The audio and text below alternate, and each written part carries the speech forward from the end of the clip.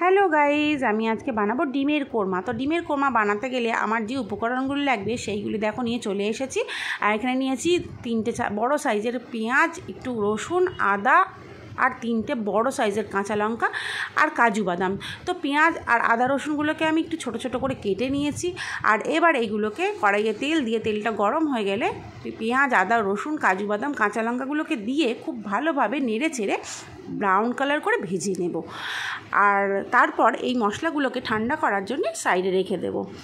আর তারপর আমি ডিমগুলোকে এখানে সিদ্ধ করতে বসিয়ে দিয়েছি। আর ডিমগুলো সিদ্ধ হয়ে গেলে এটাকে খুব ভালোভাবে ছাড়িয়ে ধুয়ে ডিমের পেছন দিকটাকে অল্প অল্প করে কেটে নেব, যাতে করে সব মশলাগুলো ডিমের ভেতর খুব ভালোভাবে ঢুকতে পারে।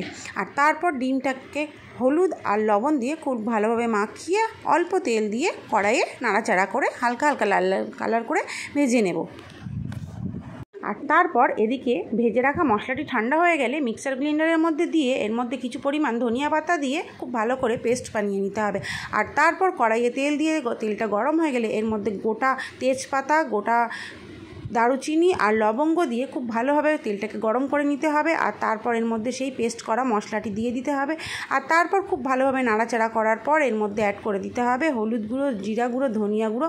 আর তারপর এটাকে খুব ভালোভাবে আবার কষিয়ে নিতে হবে এবং তারপর লো ফ্লেমে রেখে গ্যাসটাকে আমাদের এদিকে আবার একটা পেস্ট বানিয়ে নিতে হবে। সেটা হলো দই, টক দই আর ফ্রেশ ক্রিমের একটা পেস্ট।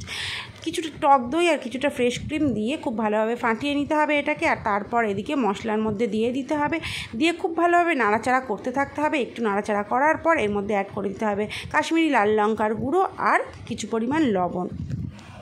আর তারপর খুব ভালোভাবে এটাকে আবার মিক্সড করে নিতে হবে। আর তারপর যখন মশলা থেকে তেলটা এরকমভাবে ছেড়ে দেবে তখনই বুঝতে হবে যে আমাদের মশলাটা কিন্তু কষানো পুরো কমপ্লিট হয়ে গেছে।